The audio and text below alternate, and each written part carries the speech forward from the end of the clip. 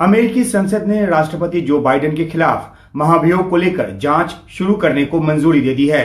अमेरिकी संसद में बुधवार को हुई वोटिंग में महाभियोग को लेकर जांच की मंजूरी देने के पक्ष में सभी 221 रिपब्लिकन सांसदों ने वोट डाले, जबकि इसके विपक्ष में 212 डेमोक्रेटिक पार्टी के सांसदों ने वोट डाले। मामला जो बाइडेन के बेटे हंटर बाइडेन से जुड़ा हुआ है। रिपब्लिकन्स का आरोप है कि बाइडेन ने 2009 से 2017 के बीच उपराष्ट्रपति रहते हुए ऐसे नीतिगत फैसले लिए जिससे उनको और उनके परिवार को व्यापारिक फायदा हुआ।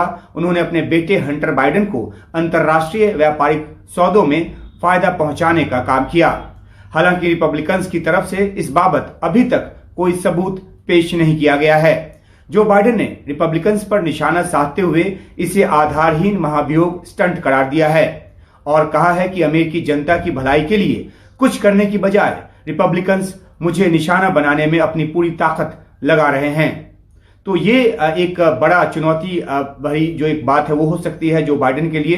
हालांकि हंटर बाइडेन के खिलाफ रिपब्लिकन पार्टी के सदस्य जो हैं वो जांच कर रहे हैं और उन्हें पेश होने के लिए नोटिस भी जारी किया गया था।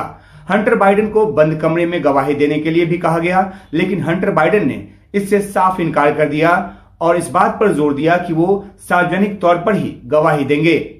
हंटर बाइडेन ने यह भी आरोप लगाया कि रिपब्लिकन्स जांच की प्रक्रिया को सार्वजनिक नहीं करना चाहते क्योंकि इससे उनको डर है कि उनके जो झूठे आरोप हैं उनकी पोल खुल जाएगी और अमेरिकी जनता के सामने वो एक्सपोज हो जाएंगे, उनका असली चेहरा जो है वो सामने आ जाएगा। हंटर पर आपराधिक मामलों के भी 2 संघीय मुकदमे चल रहे हैं। एक तो 2017 से 2018 में 1.4 मिलियन अमेरिकी डॉलर की टैक्स की चोरी का मामला है और दूसरा 2018 में हैंडगन खरीदने के मामले में जो आवेदन पत्र उन्होंने दिया था उसमें झूठा ब्यौरा देने का उन पर आरोप है। लेकिन ये मामला तो उनकी तरफ जो है वो तो चल ही रहा है, लेकिन 2024 में क्योंकि राष्ट्रपति चुनाव होना है और जो बाइडेन एक बार फिर अपनी दावेदारी जो है वो पेश करने जा रहे हैं, इससे पहले उन पर महाभियोग लगाया जाता है तो उनकी परेशानी, उनकी चुनौती जो है वो बढ़ सकती है।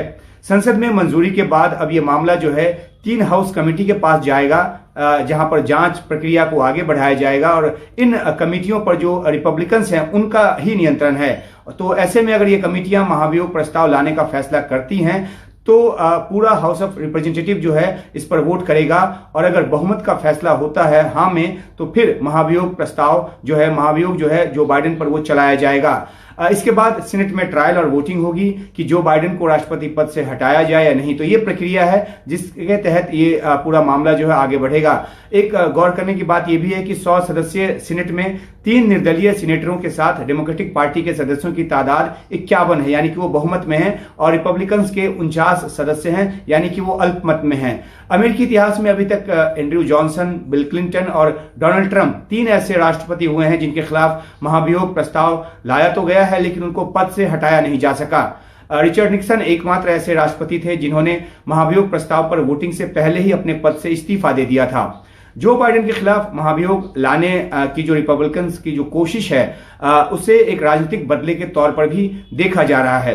इससे पहले रिपब्लिकन राष्ट्रपति डोनाल्ड ट्रंप के खिलाफ 2 बार महाभियोग लाया जा चुका है, लेकिन दोनों ही बार इसे साबित नहीं किया जा सका और जो डोनाल्ड ट्रंप हैं वो अपने पद पर बने रहे, उनको पद से नहीं हटाया जा सका।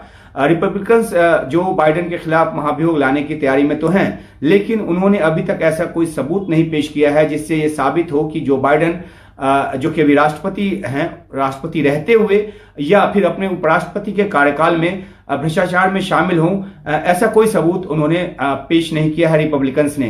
तो हंटर बाइडेन मामले में जो जिन लोगों ने गवाही दी है उनमें से भी किसी ने जो बाइडेन के खिलाफ कुछ नहीं कहा है और ऐसे में जो बाइडेन इससे साफ बच निकलेंगे ऐसा माना जा रहा है। हालांकि पूरी कोशिश होगी रिपब्लिकन्स की कि वो जो बाइडेन को महाभियोग के जरिए पद से हटाएं।